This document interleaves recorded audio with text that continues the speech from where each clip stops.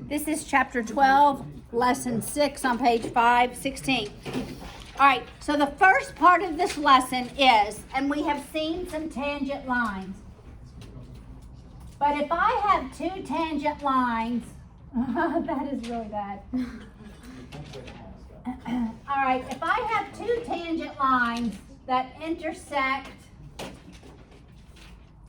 at a point outside the circle, there is something that is true about these tangent lines. They are always equal. So tangent segments to a circle from an external point are equal. So if I had something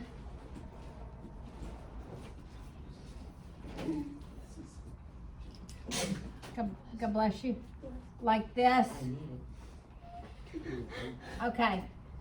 All right, if I look at the board, if I had something like this, I have 4 segments tangent to the circle. Okay? Here's what I can know. This segment equals that segment. This segment equals that segment. This segment equals that segment. And this one, I'm going to do a little star, equals that one. Okay, so I have actually seen a problem like this on the ACT. Everything's on the ACT. So if that measure is 3, that measure is 4, that measure is 2, that measure is 1, you can know the perimeter of that quadrilateral.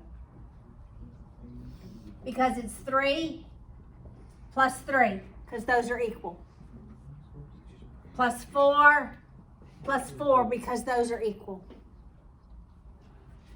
Plus 2 plus 2, because those are equal. Plus 1, because those are equal. Okay? There's something else that we can know that's really interesting about two tangent lines that intersect a circle. So,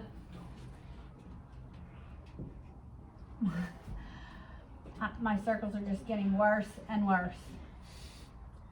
Okay, we know that those are equal, right? We absolutely know that those are equal.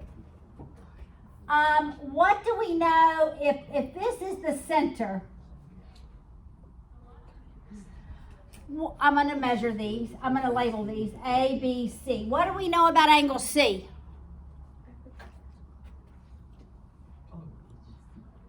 It's what? Okay, Will. Yes. If a line tangent to a circle intersects the circle at a point where the line goes through the center, this is a right angle. That's got to be a right angle. That's got to be a right angle.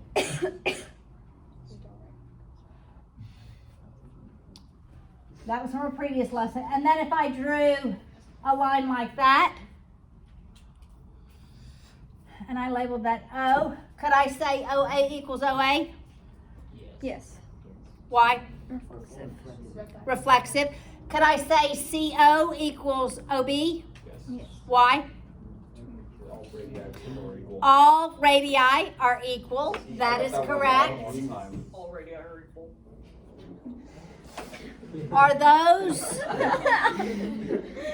Are those two triangles congruent? They are. By what? Side, side, side. That's right. You could have said hypotenuse leg, right? Right, side angle side. All right, so this is an important concept to note as well. Now, there's something about chords that intersect in a circle. That is always true. It is always true. We just went over this in Algebra 2 as well. If I labeled these sides A, B, C, D, those individual segments, it doesn't matter where it is. I had a bunch of pictures. Here we go. Here we go. What is true is that the product of these individual segments are going to equal. Okay, everybody needs to write this down. such that A times B will equal C times D.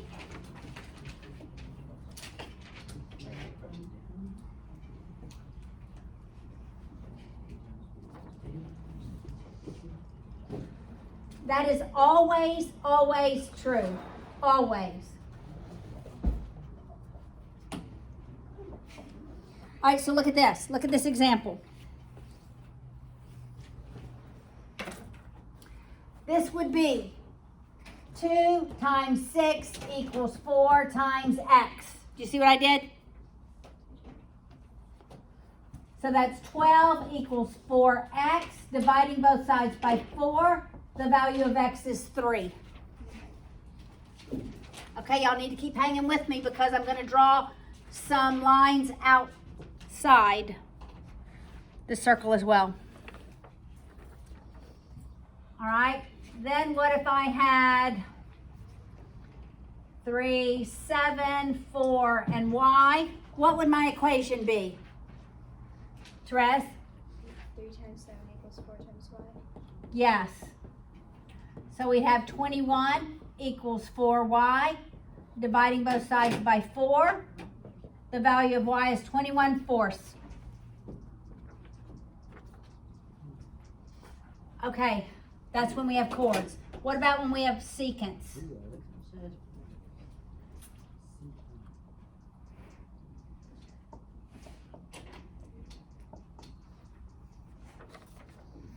Maybe I should give you ABCDs first, right? All right, so y'all, I need y'all to hang with me.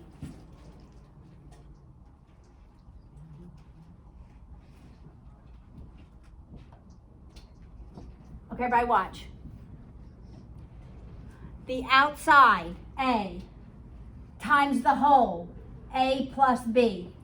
The outside portion times the length of the whole equals the outside portion times the length of the whole. What if we have this?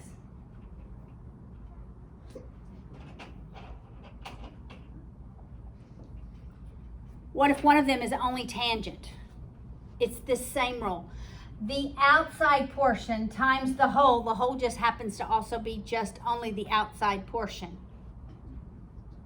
equals the outside portion times the whole. Got it? Got these formulas?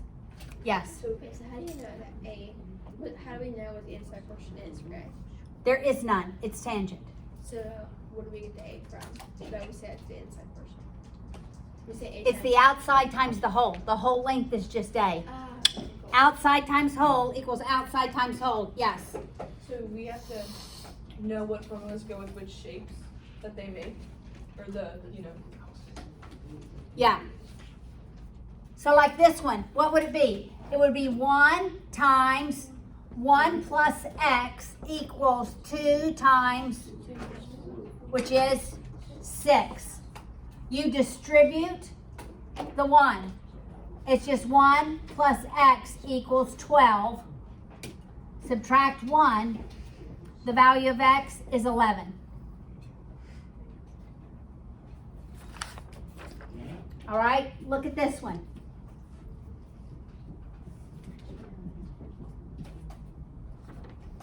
What if I had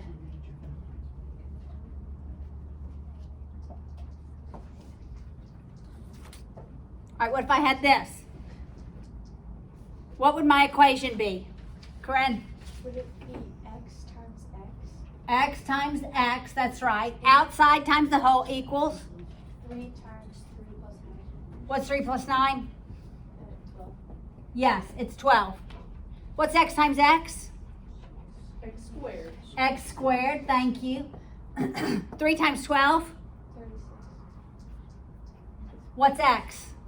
6. Take the square root. The value of x is 6.